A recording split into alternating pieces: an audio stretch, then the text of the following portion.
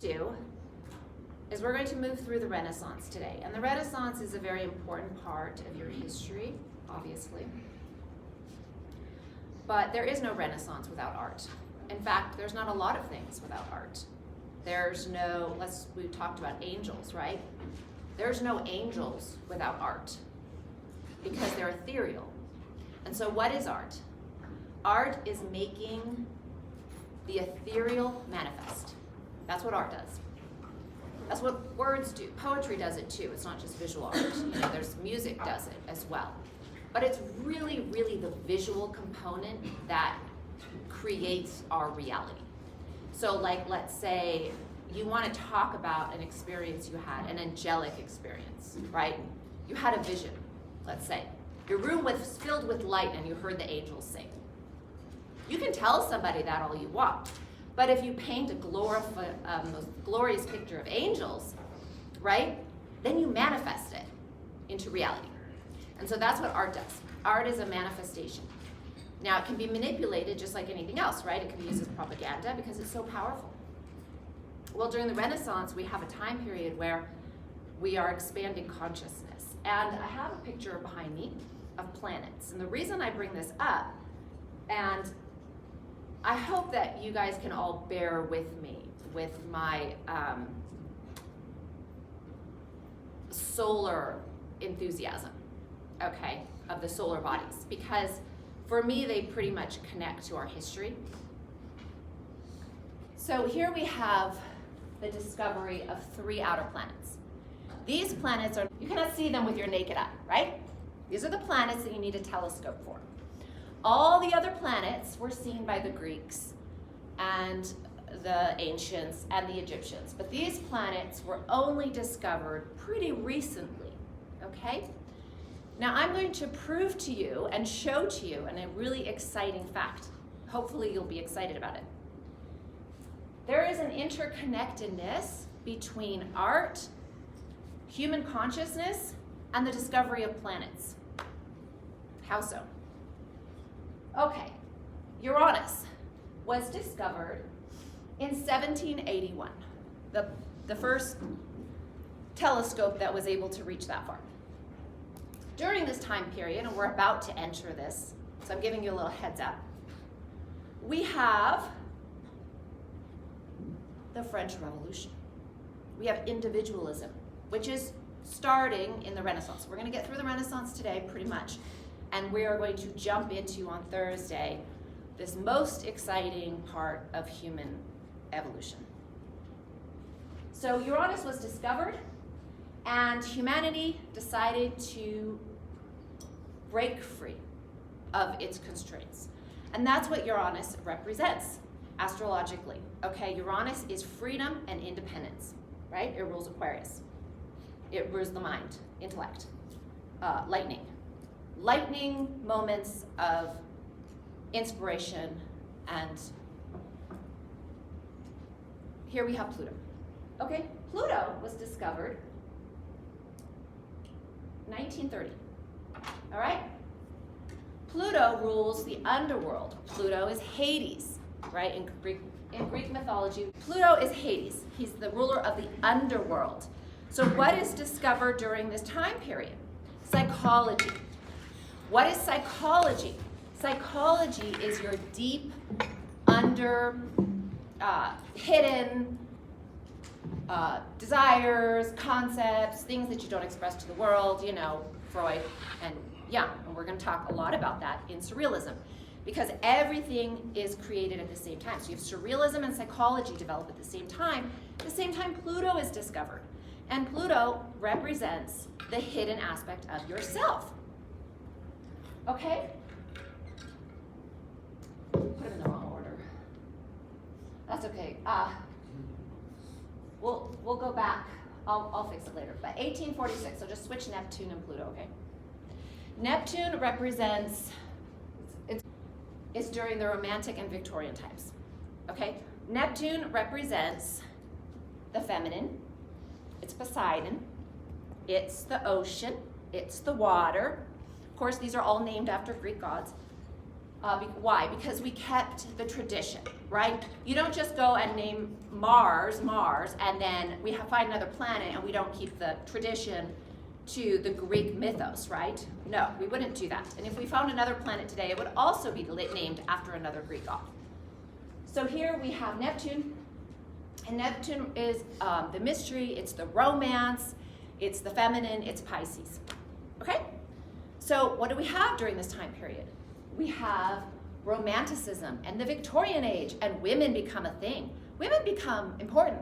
Women get rights, and well, they don't get rights yet. 1920 is when they can vote, but they start to become recognized as individuals.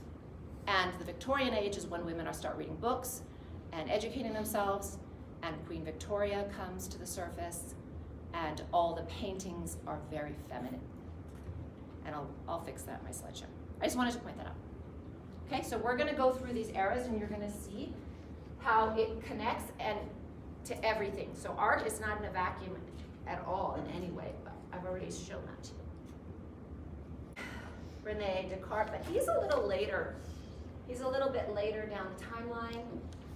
I wanted to, a little bit, just a real quick preview from last time. Okay? Real quick, okay, I'm not gonna spend a lot of time, but we're gonna really fast run through the Renaissance, watch a couple videos, and then move on. Okay, that's how I wanna do it. So this is the time period. It's available on the slide. Okay, I talked a tiny bit last time about Marcello, here it is. It's Latin. He's Italian. So he's a Catholic priest who was also a humanist philosopher, an astrologer, and he was of the academic philosophy at this time. So I talked a lot about how we are reliving the Greek art time, but we're also reliving Greek philosophy. All of that is coming back to life. It's like being brought back to life. And what he does is he studies all of the ancient Greek's philosophy, and one of the things that he says, which is very interesting, and I'm going to share it with you. He says, Saturn is the Christ principle. And by saying that, he integrates Christianity with philosophy and the Greek mythos. Why does that? Anybody know what Saturn represents? Chronos. Time. He's time. Okay, so it's so funny because I just went and watched a play at my daughter's school, and it was the whole, it was that book, The Half-Bloods. Percy Jackson, I think. So anyway, it was really funny because I watched this play on Percy Jackson, and it was really fabulous at the high school. But this whole concept of a half-bloods, right? And the power of these gods, right? I don't know if you guys know the Percy Jackson story that well, but I didn't really know it that well either. But basically, by having a god as a parent, they weren't really nice. They weren't really nice, these gods. And this actually goes along with the Greek mythology. They weren't nice. They were all powerful. They could destroy you, they could eat you, they could kill you, and they could bring you whatever you wanted as well. So when we have this concept that Saturn is the Christ principle, what he's referring to is work. That's what he's referring to. So, and he also says, faith without work is dead. And these are his concepts that integrate. Remember, we just went through the entire Crusades for 400, 500 years with Christianity being at the forefront forcefully. And now we have a rebirth of the Greek mythologies in the artwork and in the philosophy and the writing. So here we have an integration of that. It doesn't last long. This is just a short period of time where we actually integrate Christianity and Greek philosophy. But he does that in his work. And he talks about how basically you have to gain the lesson of responsibility through work, And you can't just pray. Like, we can pray, right? But this is his concept. You actually have to work. And this becomes sort of like about self-initiation, because before you gave everything to the church and you were saved. You didn't have to work. All you had to do was believe, right? So this becomes about the individual actually having to work for something, which is Chronos and time, and Saturn also rules Capricorn, which is work, the goat, right? Climbs the mountain, one step at a time till he gets to the top of the hill. So that's just a little on the philosophy. I touched it last time, but I didn't really go into the story, so I wanted to go into the story as well. So that's the story. Is that interesting to you? Okay. So we talked a lot about how, I'm just really briefly reminding you, because we did have a long break. This is what the Renaissance is all about. It is about Greek mythology, pretty much. We've already been through the Christian church, the Catholic church, their version, so they're obliged to paint, but that's not what they're interested in. The artists are interested in the stories and the philosophy and the bringing back to life all of that which was destroyed and called heretic, in whatever way possible. So these are gorgeous paintings, and that was their way to do it.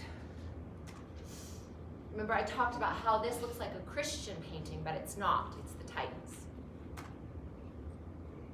Okay, so we already talked about that.